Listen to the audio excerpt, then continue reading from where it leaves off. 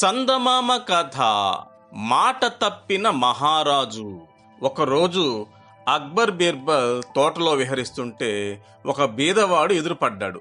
అతను అక్బర్ మహారాజును చూసి, మహారాజా, నేను నా కుమార్తెకి పెళ్లి చేయాలనుకుంటున్నాను. పెళ్లికి ఊరి జనాలందరినీ పిలిచి భోజనం పెట్టి మా అమ్మాయికి నగలు పట్టు వస్త్రాలు పెట్టి ఘనంగా సాగనంపాలన్నది నా కోరిక.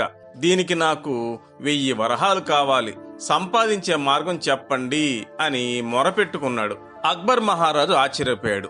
నిన్ను చూస్తే చాలా బీదవాళ్ల ఉన్నావు. నీ తాహతకు తగ్గట్టు పెళ్లి చేయవచ్చు కదా, ఇంత ఘనంగా చేయాల్సిన అవసరం ఏముంది అని అడిగాడు. నాకున్నది ఒకటే కూతురు, ఇది నా జీవితాశయం. సొమ్ము సంపాదించే మార్గం చెప్పండి మహారాజా అని పేదవాడు జవాబు చెప్పాడు. పేదవాడు ఇలా తన తాహతకు మించి పెళ్లి చేయడం అక్బర్కి నచ్చలేదు. అతనికి బుద్ధి చెప్పాలనుకున్నాడు. ఈ తోట మధ్యలో ఒక చెరువు ఉంది. రాత్రంతా ఈ చెరువులో నిండా మునిగి నుంచుంటే నీకు 1000 వరహాలు ఇస్తాను అని షరతు పెట్టాడు. అప్పటిదాకా పక్కన నిశ్శబ్దంగా నిలబడి వీళ్ల మాటలు వింటున్న బీర్బల్ ఆశ్చర్యపోయాడు. మహారాజా, ఈ చలిలో పేదవాడు రాత్రంతా నీళ్లలో నుంచుంటే ప్రాణాలు పోగొట్టుకుంటాడేమో అని అన్నాడు. దానికి పేదవాడు, పర్వాలేదు స్వామి, నేను నుంచుంటాను. నాకు 1000 వరహాలు సంపాదించడానికి వేరే మార్గాలు ఏమీ లేవు అని బదులు చెప్పాడు. రాత్రికి అక్బర్ భటుల పర్యవేక్షణలో పేదవాడు చెరువులో నిండా మునిగి నించున్నాడు. తెల్లవారగానే అక్బర్ బీర్బల్ ఆసక్తితో చెరువు దగ్గరికి వచ్చారు. భటులు పేదవాడిని నీటిలో నుంచి బయటకు తీశారు. పేదవాడు మామూలుగానే ఉన్నాడు. బీర్బల్కి చాలా ఆశ్చర్యం అనిపించింది. ఇంత చలిలో రాత్రంతా నీటిలో ఎలా నిలబడ్డావు అని అడిగాడు. రాత్రంతా దూరంగా కోటలో వెలుగుతున్న దీపాలను చూస్తూ వాటి వెచ్చదనం నాకు తగులుతున్నట్టుగా ఊహించుకుంటూ నిలబడ్డాను స్వామి అని ఆ పేదవాడు జవాబు చెప్పాడు. ఇది విన్న అక్బర్కి కోపం వచ్చింది. అయితే నువ్వు మన షరతును ఉల్లంఘించావు. మా కోటలోంచి వస్తున్న వేడిని ఆస్వాదిస్తూ నిల్చున్నావు. మన ఒప్పందాన్ని నేను రద్దు చేస్తున్నాను అన్నాడు. ఆశాభంగమైన ఆ పేదవాడు ఏం చేయాలో తెలియక అక్బర్ మహారాజుతో వాదించలేక నిరాశతో వెళ్లిపోయాడు. బీర్బల్కి ఇది చాలా అన్యాయం అనిపించింది. ఆ విషయాన్ని అక్బర్కి తెలియజేయాలని నిశ్చయించుకున్నాడు. మర్నాడు అక్బర్ మహారాజుని బీర్బల్ తన ఇంటికి భోజనానికి పిలిచాడు. మహారాజా, నేను పలావు చాలా బాగా చేస్తాను. మీరు ఇవాళ సాయంత్రం మా ఇంటికి వచ్చి రుచి చూడండి అని ఆహ్వానించాడు. బీర్బల్ ఆహ్వానించే పద్ధతి అక్బర్కి బాగా నచ్చింది. తప్పకుండా వస్తాను అని మాటిచ్చాడు. సాయంత్రం అక్బర్ తన మంత్రులతో భటులతో బీర్బల్ ఇంటికి వెళ్ళాడు.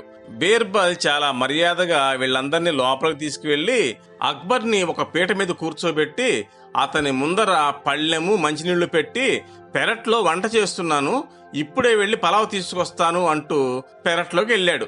అక్బర్ కొంతసేపు ఓపిక పట్టాడు. కానీ ఎంతసేపైనా బీర్బల్ తిరిగి రాలేదు. కొంచెం సేపటికి బీర్బల్ ఏం చేస్తున్నాడు అనుకుంటూ కోపంగా బీర్బల్ని వెతుక్కుంటూ అక్బర్ పెరట్లోకి వెళ్ళాడు. అక్కడ బీర్బల్ ఒక చెట్టు కింద పొయ్యి వెలిగించి కూర్చునున్నాడు. కానీ పొయ్యి మీద వంట పాత్ర ఏదీ లేదు. బీర్బల్, ఏం చేస్తున్నావు? ఇదేనా నువ్వు మాకు చేసే మర్యాద అని అక్బర్ కోపంగా అడిగాడు. మహారాజా, కోపగించుకోకండి, నేను వంట చేస్తున్నాను అన్నాడు బీర్బల్. ఎక్కడ చేస్తున్నావు వంట? వంట పాత్రలేవి అన్నాడు అక్బర్. అదిగో మహారాజా అని బీర్బల్ వేలు పైకి చూపించాడు. చెట్టు పైన కొమ్మకు ఒక పాత్ర తాడుతో వేలాడదీసింది. అక్బర్కి అరికాలి మంట నెత్తికెక్కింది. అసలే ఆకలి. ఆ పైన అక్బర్ చేసిన ఈ పిచ్చి పని.